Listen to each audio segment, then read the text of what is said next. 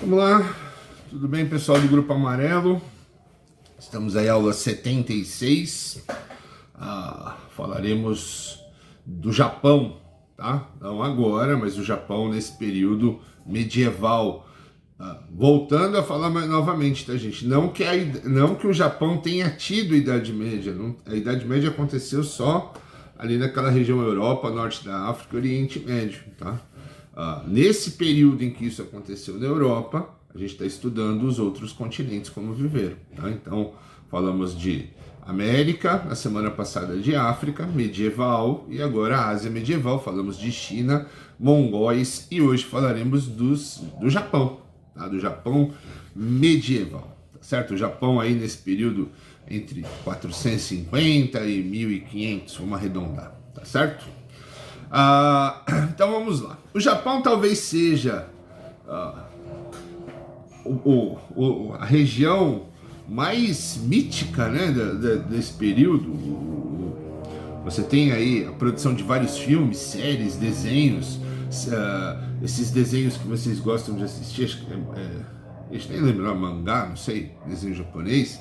Você tem muita presença de vários personagens japoneses, né, do período medieval japonês, que são os samurais, os ninjas, os shoguns. Então vamos esclarecer o que é isso, tá? Então, antes de qualquer coisa, acredito que vocês já saibam, mas o Japão é isso aqui, tá? Esse é o mapa, é uma ilha, tá? Ali bem próxima à China e às Coreias, tá certo? Então esse é o Japão. Por ser uma ilha, ela tem uma quantidade de terra produtiva limitada, tá? Não é como qualquer outro continente que você vai ter não tem limite de terras, né? Você pode ir tomando terras vizinhas. No caso do Japão, tomar terra significa atravessar o mar para fazer isso. Eles vão fazer, tá? Vão tomar pedaços da China, das Coreias, vão escravizar coreanos, escravizar chineses durante o período medieval. Eles vão fazer isso, mas para isso eles vão ter que fazer através da navegação. Diferente de outros povos, como os mongóis, que os chineses estavam ali do lado, né? Era só invadir, tá? Então esse é o Japão, esse mapa que eu mostrei para vocês. E como funcionava? No Japão você tinha imperador, tá? Desde a antiguidade, o Japão criou um sistema de governo baseado em imperadores, tá? Em dinastias, que o imperador passava o poder para o seu filho e assim por diante, sendo que esse poder tinha características divinas. Tá? Então os imperadores no Japão, até pouco tempo, até o final da Segunda Guerra, ele era considerado um ser divino, tá? Que ele teria ligações com as divindades, com os deuses, tá certo? E aí você vai ter durante toda a história do Japão várias trocas de dinastia, como aconteceu na China e aconteceu em diversos outros lugares, tá? E aí como vai funcionar? No Japão vai se instituir um sistema muito parecido com o feudalismo europeu, tá? Tanto que você vai encontrar muito em livro chamando o feudalismo, o Japão de Japão feudal, tá? O que pode ser, não tem problema chamar dessa forma, mas que para os historiadores, para quem estudou história, isso é um crime, né? O feudalismo é algo que aconteceu na Europa, em uma região muito específica, tá? Mas parece, então não há problema nenhum de falar, tá? Não deveriam, mas não há problema, tá? Então como funcionava? Você tinha o imperador, abaixo do imperador você vai ter a figura do shogun, tá? Que é quem realmente vai comandar o país no período medieval. Então você vai ter shoguns. O imperador existe, o imperador é o todo-poderoso, o imperador é quem todos obedecem, mas quem vai comandar o país de verdade são os shoguns, tá? Então os shoguns seriam como hoje, mal comparando, só para vocês entenderem, como na Inglaterra, que por coincidência também é uma ilha, tá? Não tem nada a ver, só coincidência. Você tem a rainha, mas quem manda para valer é o primeiro-ministro, certo? Então tem uma eleição, é eleito um primeiro-ministro e ele que comanda a Inglaterra. No Japão, você tinha um imperador, mas quem comanda para valer é o shogun, só que esse não é eleito, esse assume o poder à força e vão sendo substituídos em lutas ou passando o poder de pai para filho, tá? Mas esses shoguns vão mudando durante o tempo, tá certo? Mesmo porque estamos falando aí de um período longo, de mais de 1000 anos. Esse shogun faz o que? Ele divide o Japão em grandes territórios, o que vai lembrar demais os feudos, né? E vai entregar esses territórios, essas grandes áreas, para senhores de terra, para senhores que vão lembrar muito também os senhores feudais. Tá? Então esses senhores, cada um vai ter a sua terra, tá? E aí os camponeses vão trabalhar nas terras desse senhor, que vai ficar com o lucro e passar parte do lucro para o império, para o shogun e tudo mais. Muito semelhante ao que acontecia na Europa feudal. Tá? Não dá para negar que existem semelhanças. O sistema é muito parecido, tá certo? E aí o que vai ser o peculiar, o que vai ser o diferente do Japão, que vai aí aguçar a curiosidade das pessoas, aguçar a criação de mitos, a criação de personagens, de filmes e tudo mais? São os responsáveis em proteger esses territórios dos senhores. Tá? Então cada senhor vai receber a sua porção de terra, que pertence ao império, mas que ele vai usar, que ele vai produzir, e o que ele produzir, a maior parte é dele, e o restante ele paga para o shogun e para o imperador. Quem vai fazer a proteção disso? Na Europa feudal, você tinha os exércitos, os cavaleiros, né? Você tinha os militares, que faziam essa proteção, eram nobres militares, que montavam os seus exércitos e protegiam os feudos de invasões. Então, com armaduras, espadas e tudo mais. No Japão, quem vai fazer isso são os samurais, tá? Então você vai ter aqueles samurais de filme, estou colocando aqui algumas imagens de samurais, de filmes, desenhos, séries, guerreiros com aquelas espadas gigantes, as katanás, que saíam lutando. Na realidade, eles são quem? São os protetores desses territórios. Então eles servem aos senhores de terra, eles vão ter os seus senhores e eles seguem a esse senhor, protegendo as terras desse senhor e mantendo a ordem dentro dessa terra. Tá? Então eles seriam os guerreiros medievais, óbvio que com todas as diferenças. Tá? No caso dos samurais, os samurais eles vão seguir um rígido código. Tá? Então, para ser samurai, não é só o treinamento militar, saber manejar a espada, a lança, cavalgar o arco, não é só isso não. Não é só aquela armadura lindíssima, aqueles capacetes, não é só isso. Tá? Eles têm um código de ética que eles vão seguir, que se chama Bushido, tá? Ou Bushido. Esse código vai determinar todo o funcionamento da vida do samurai, o que ele pode, o que ele não pode, as regras que ele tem que cumprir, os deveres que ele tem para o senhor, para o imperador, para o shogun. Então os samurais eles seguem um código de conduta muito rígido, baseado no que? Na honra. Tá? Os japoneses desde sempre tiveram uma sociedade baseada no culto à honra. Isso até hoje, tá, gente?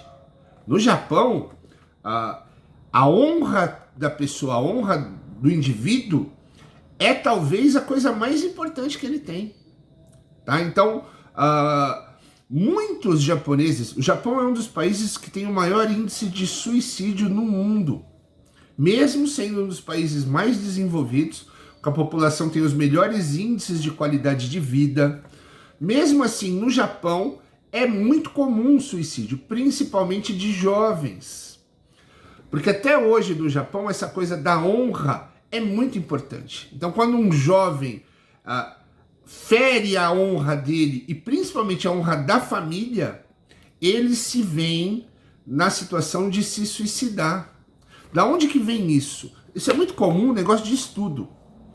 No Japão, os jovens que não conseguem boas notas, não conseguem passar em grandes faculdades, que não se formam com êxito, com honra, muitos deles eles ficam tão deprimidos por desonrar a família que vão recorrer ao suicídio. Tá? Algo assim, um contexto maluco, se a gente pensar na cultura brasileira. Tá? Da onde vai sair isso? Desse Bushido, lá do Japão medieval. Tá? Nesse Bushido, nesse código dos samurais, o samurai que desonra o senhor, ou não cumpre uma função, ou age de forma indevida, ou quebra o código de ética dos samurais, ele se pune num ritual que se chama Harakiri. Tá? É um suicídio, e não é só um suicídio, gente. É um ritual. As pessoas vão assistir, se veste com uma roupa especial para esse Harakiri, que para os japoneses daquela época era uma forma de resgatar a honra da família. Tipo, eu pisei na bola, eu dei mancada, mas eu vou me suicidar para apagar esse erro. Então é um ritual, as pessoas vão assistir a uma cerimônia, as pessoas veem essa cerimônia.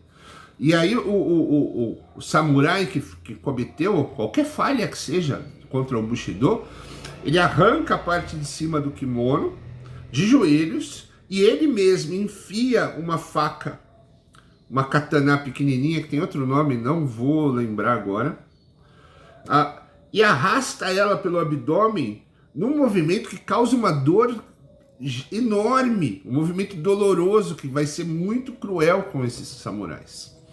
E no momento de mais sofrimento, de maior sofrimento, uma pessoa escolhida pelo samurai, um outro samurai, ou às vezes até um familiar, com uma katana arranca a cabeça desse samurai. Então é um ritual macabro, tá? Contra que a pessoa, ela se auto-inflige, ela se auto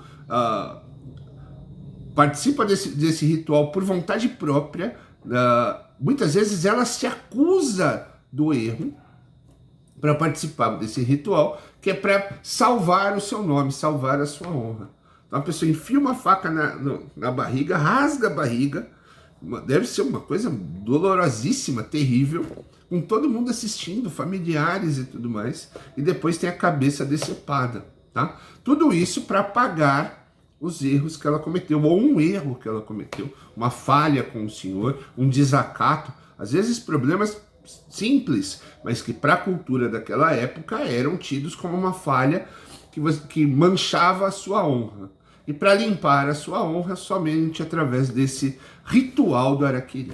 Tá? Então, isso para vocês terem uma noção de como eram esses samurais. Excelentes guerreiros, estrategistas, achavam o uso de armas de fogo uma desonra, então lutavam somente com arco, flecha, espadas e a lança, só isso, montados a cavalo ou a pé, com guerras, com batalhas assim enormes contra exércitos em número maior, com maior quantidade, com armas mais modernas, e mesmo assim saíam vitoriosos. Tiveram um papel importantíssimo no governo, no controle do governo no período medieval. Tá? Então esses são os samurais que aí inundam o imaginário popular, né? Os filmes, séries e tudo mais, tá certo? Um samurai, quando o senhor morria, quando alguma coisa, ele perdia, que ele não tinha terras a defender, ele continuava seguindo o código do Bushido, mas ele deixava de ser um samurai, e aí ele passava a ser um Ronin. Ronin é um samurai sem mestre, um samurai sem senhor. Tá? Então você tinha, a grande maioria dos samurais serviam a um senhor de terra.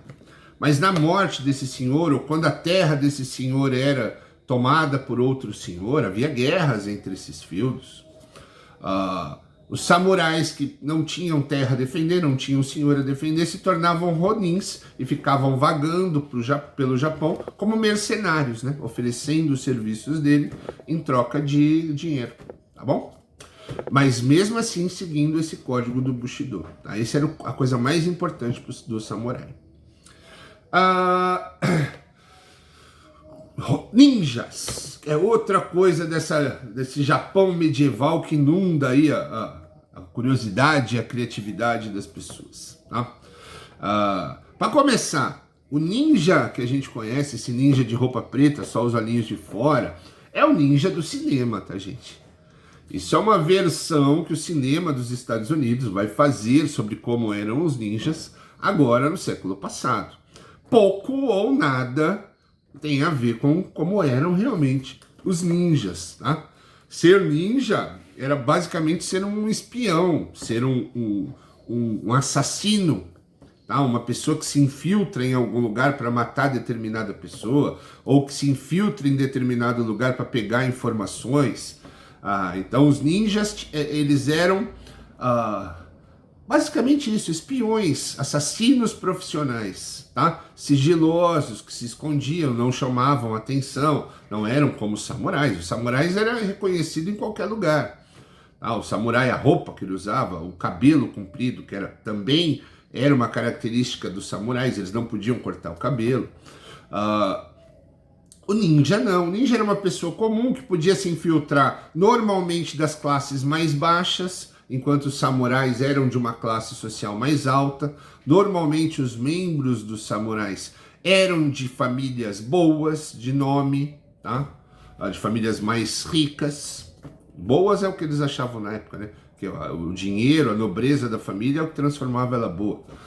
Já os ninjas vinham das classes mais populares, das classes mais baixas, e eram treinados na arte do ninjitsu, que é uma arte de se camuflar, de passar desapercebido enquanto recolhe informações. Excelentes lutadores também, tanto com as mãos quanto com armas, eram treinados para isso. Então eles faziam esse trabalho de espionagem, de infiltrar, de sabotar alguma coisa, de assassinar pessoas específicas. Não eram guerreiros que chegavam lá destruindo tudo. Tá? Também não eram inimigos dos samurais. Os ninjas também prestavam serviços aos senhores. Muitas vezes eles atuavam junto com os samurais. Outras vezes eles lutavam contra ou se infiltravam em outras terras, matavam algum samurai em específico. Tá? Mas era basicamente uma profissão. Enquanto o samurai era um guerreiro, um militar que todo mundo conhecia, com poder óbvio que todo mundo sabia, com um código muito definido do que ele deve seguir, muito rigoroso. O ninja é aquele que agia nas sombras. Daí surge essa imagem da roupa preta, escondido nas sombras. O que não reflete, é verdade. Os ninjas não andavam assim. Qualquer pessoa naquela época, toda de preta, com só o olhinho aparecendo, ia chamar muito mais atenção do que qualquer coisa. Tá? Então eles andavam normalmente. Mas eles tinham técnicas de se infiltrar, de passar desapercebidos, de conseguir arrumar emprego nos lugares, se fingir de camponeses, se fingir de serviçais, para aprender os segredos da região, atacar inimigos. Um senhor quer tomar a terra do outro senhor sem uma guerra, sem que seus samurais lutem contra os outros samurais do outro senhor. Para evitar isso, ele manda os ninjas que fazem o serviço de forma sigilosa. Tá? Quando vão ver, o senhor já está morto. Por isso que havia toda uma proteção, a necessidade desses samurais serem guarda-costas dos senhores. Um senhor queria tomar a terra do outro o tempo todo. Quanto mais terra, mais rico fica. E aí a importância e a necessidade de que cada senhor tivesse o seu exército de samurais para proteger o senhor e proteger a terra desse senhor. Tá certo? A honra, gente. Se tem uma palavra para definir o Japão medieval, e que vale até hoje, tá? Hoje você não tem mais os samurais, os ninjas, mas a honra talvez seja a palavra que melhor define o Japão medieval, tá? Tudo é feito para manter a honra, ok? Beleza? Espero que vocês tenham entendido tudo. E qualquer dúvida que vocês tiverem, chamem que eu passo para vocês a resposta. Essa é a última aula sobre Ásia, tá? Na semana que vem voltaremos a falar sobre a Idade Média lá naquela região da Europa, beleza? Qualquer dúvida que vocês tiverem é só chamar. Fui, bom final de semana.